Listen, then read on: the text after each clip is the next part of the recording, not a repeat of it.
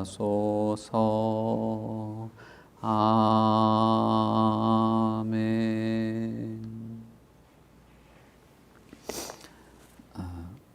우리 하나님 말씀 사도행전 16장 35절부터 40절입니다. 사도행전 16장 35절부터 40절 제가 봉독하겠습니다. 사도행전 16장 35절부터 40절.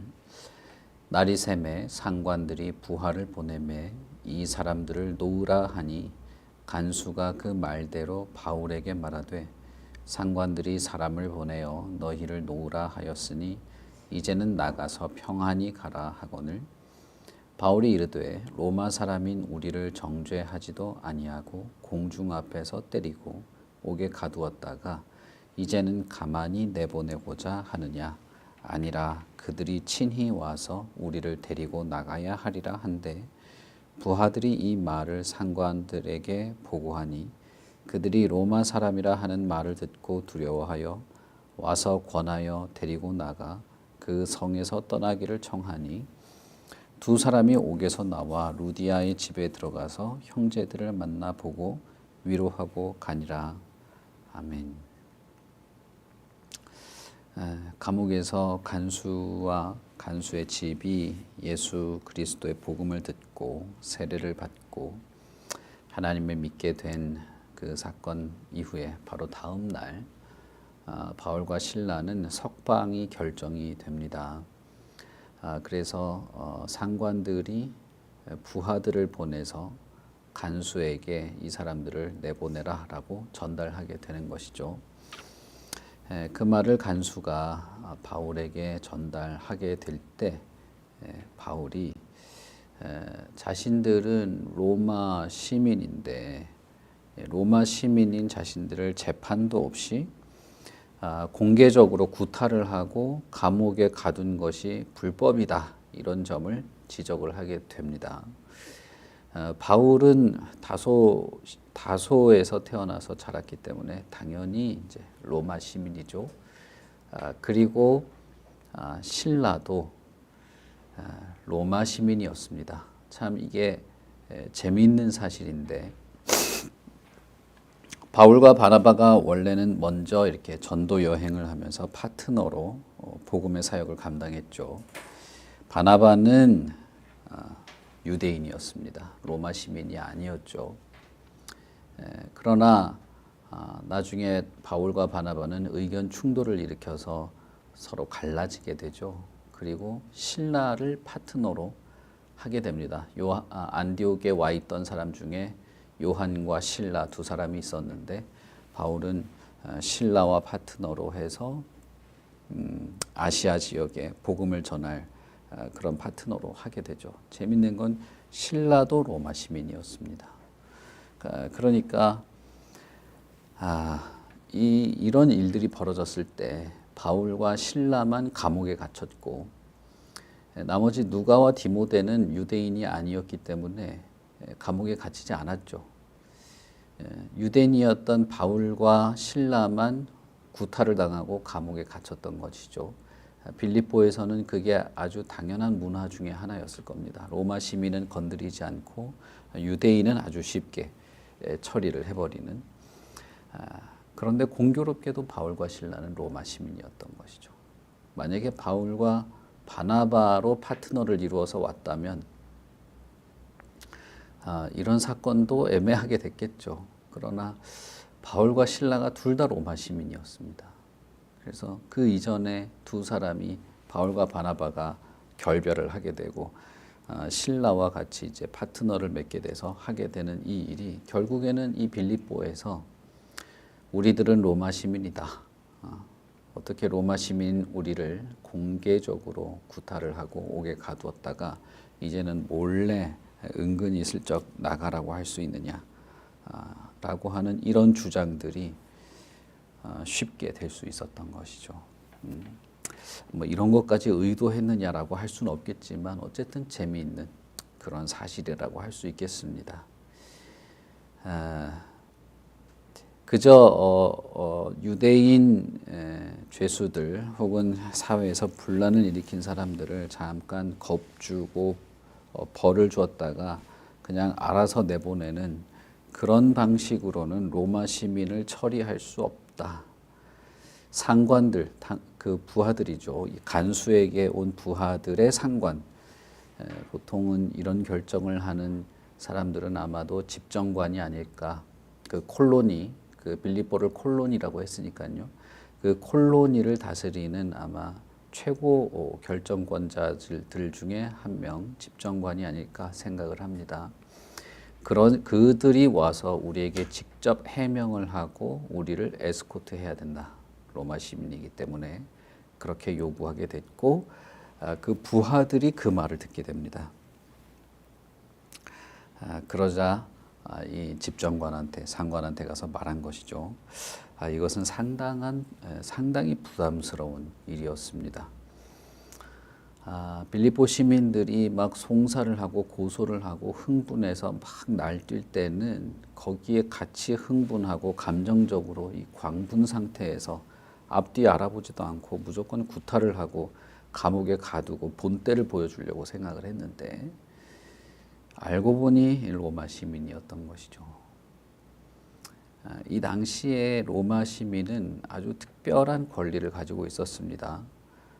나중에는 이제 로마 시민이 너무 많아지게 되는 그런 문제가 있는데 이 당시만 해도 로마 시민은 소수였고 특별한 권리를 가지고 있었습니다. 그래서 로마가 거의 전 세계를, 전 유럽과 아프리카 북부까지 영향력을 미치려고 하는 그런 강력한 세계를 구축하고 있었는데 로마의 경제는 식민지를 통해서 돌아갔죠. 그래서 항상 식민지를 만들어야 했습니다. 경제가 굴러가려면.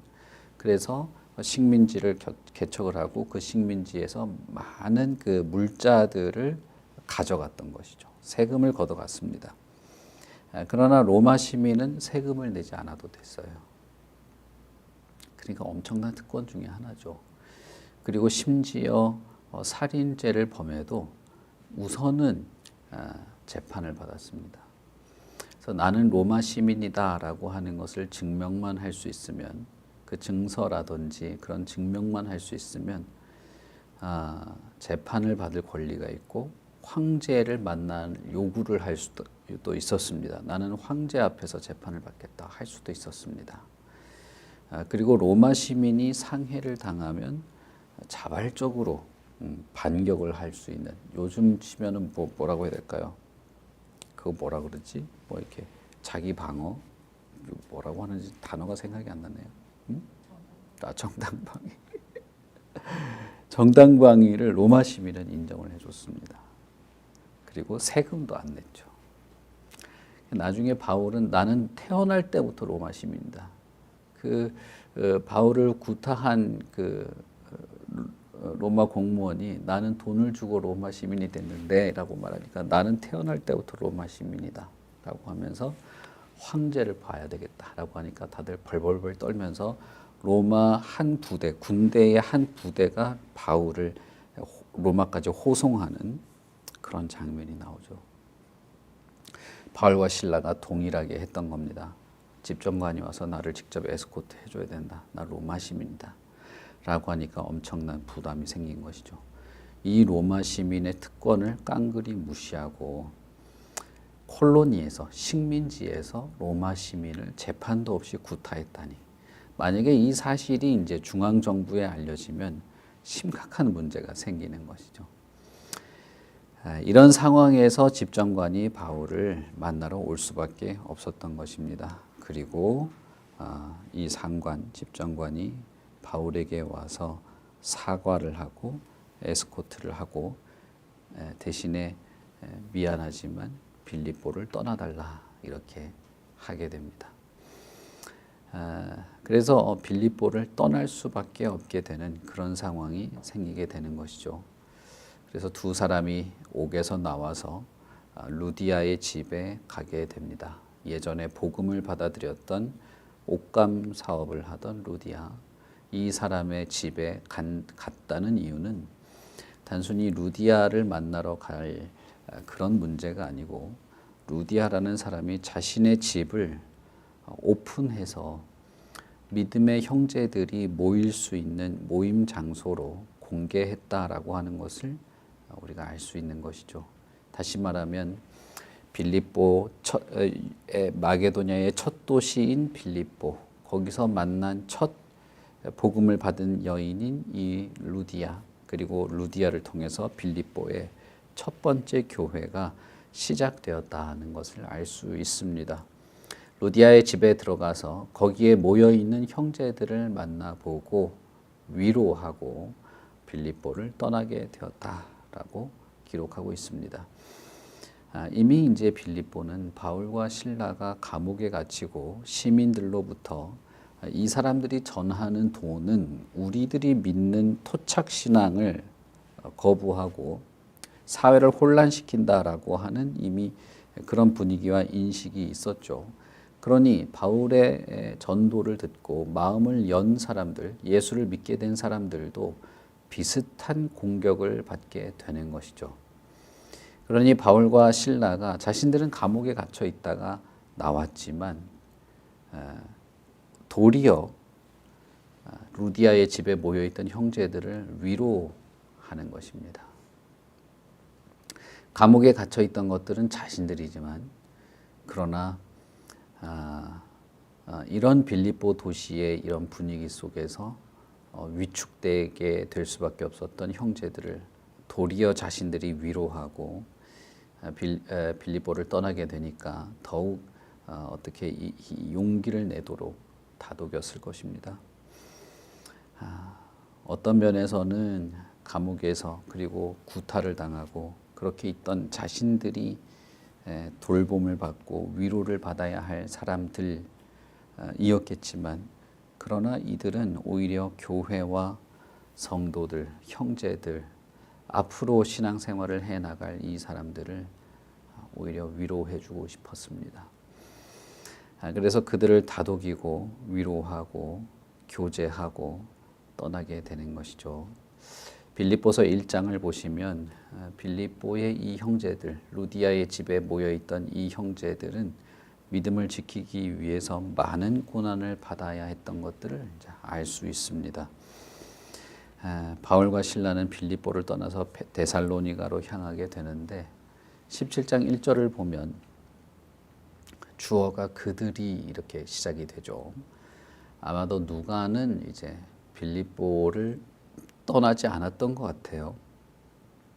그래서 빌립보에 들어갈 때 우리가 들어갔다라고 말했지만 빌립보를 떠날 때는 그들이 떠났다라고 하는 것을 봐서는 누가는 아마 빌립보에 남지 않았을까 그렇게 생각을 합니다. 나중에 사도행전 20장 5절부터 6절에 보면 그들이 우리를 만나러 온다고 했다. 그래서 우리가 빌립보를 떠나서 드로아로 가서 그들을 만났다라고 하는 그 구절이 또 나옵니다.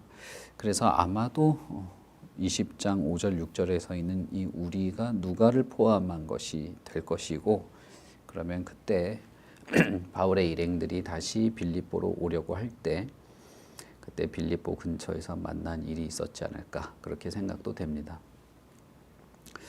이런 배경에서 우리가 빌립보서를 읽으면 좀 더 생동감 있게 읽을 수 있습니다.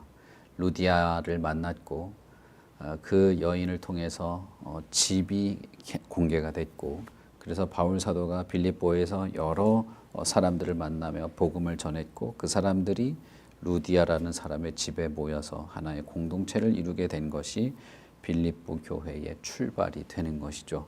그리고 바울 사도가 그 빌립보 교회에 쓴 편지가 빌립보서인 것입니다. 바울과 실라가 그리고 누가와 디모데가 빌립보를 방문했을 때는 낯선 환경과 문화 그리고 전혀 다른 종교의 충돌이 있었습니다. 복잡하고 어떤 위협적인 상황이 벌어지기도 했죠.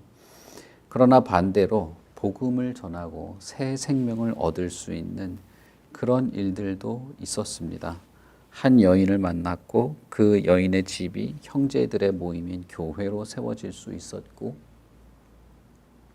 극적인 상황에서 로마의 군인이었던 간수가 세례를 받게 되는 일도 있었습니다. 그리고 그렇게 시작된 빌립보 교회는 그 후에도 계속 바울과 연락을 하고 교제하면서 교회가 교회다운 모습으로 참된 교회로 성장해 나가게 됩니다.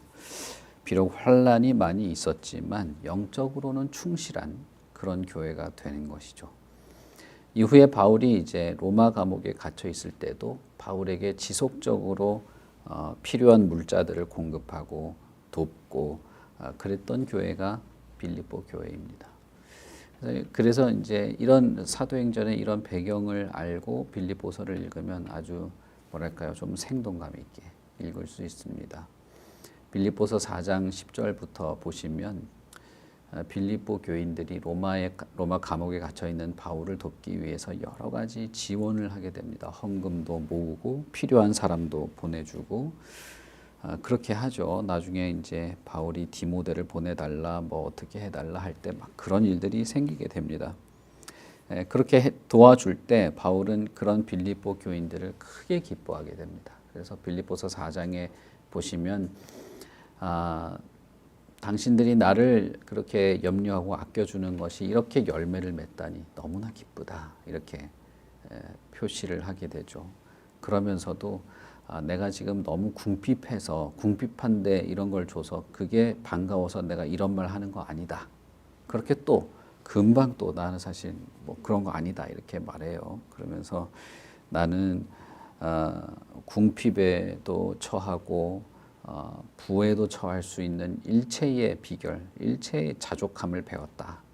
나는 배고파도 만족하고 배불러도 만족한다.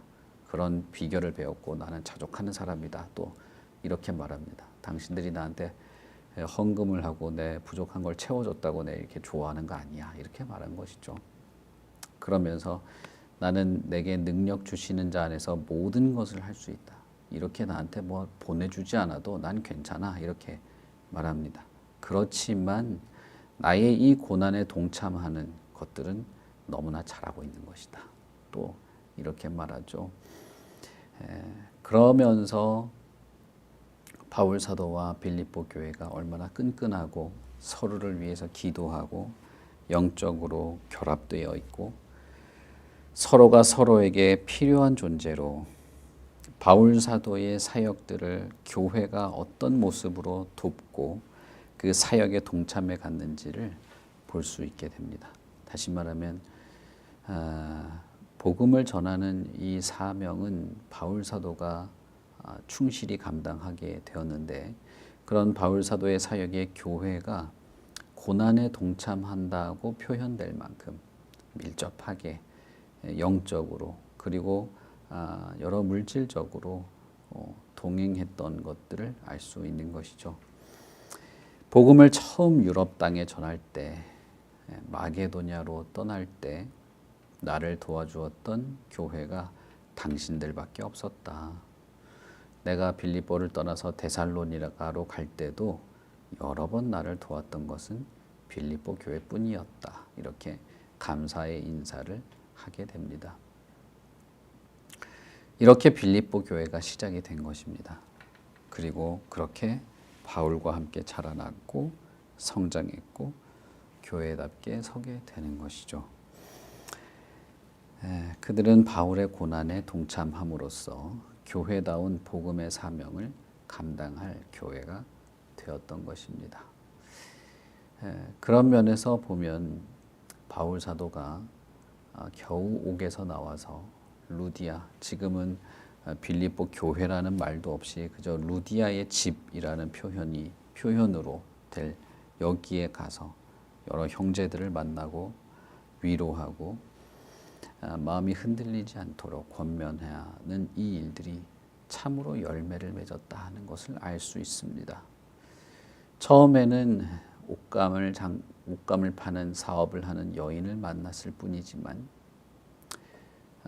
그리고 여러 우여곡절 끝에 복음을 전하지만 여러 사람들로부터 고소 고발을 당하고 사람들에게 대낮에 길거리에서 구타를 당하고 감옥에 갇히고 그런 일이 있었지만 그 중에서도 극적으로 기적적으로 한 생명을 구하고 그 집에 복음을 전하는 이런 일들, 도무지 상상도 할 수 없고 의도도 할 수 없었던 그런 시시각각 변하는 환경 속에서 어쨌든 복음을 전해왔던 이 일들이 빌립보 교회, 빌립보서를 통해서 우리가 알 수 있는 그런 빌립보 교회로 세워지게 됐던 것입니다. 여러분, 이것은 바울의 업적도 아니고 루디아가 대단히 좋은 사람이다 이런 것도 아닙니다.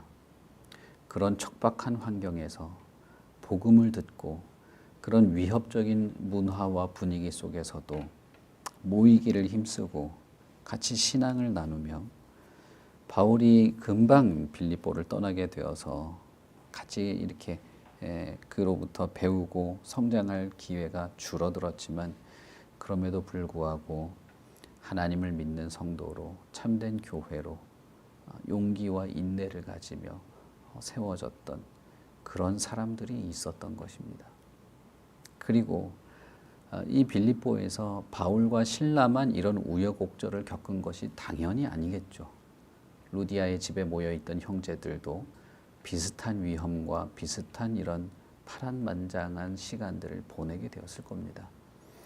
그러나 그럼에도 불구하고 그들이 자신들뿐 아니라 복음의 사명을 감당하고 있는 바울 사도를 물심양면으로 서포트를 하면서 교회로서 복음의 역사들을 위해서 함께 동참해 올 수 있도록 그렇게 이들을 이끌어가고 하나로 묶고 참된 교회로 세워가게 했던 성령의 역사들이 있었던 것입니다.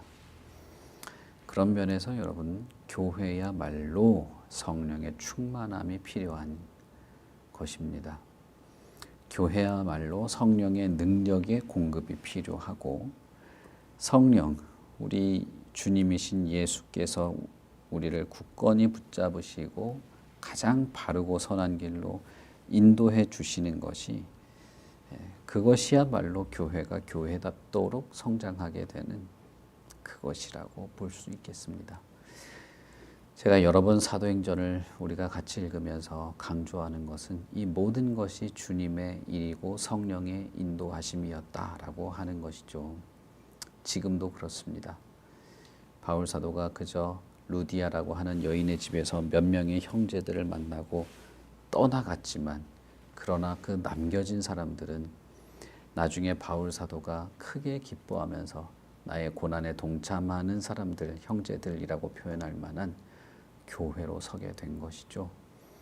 이것은 성령의 능력 혹은 성령의 역사였다라고 할 수 있을 겁니다.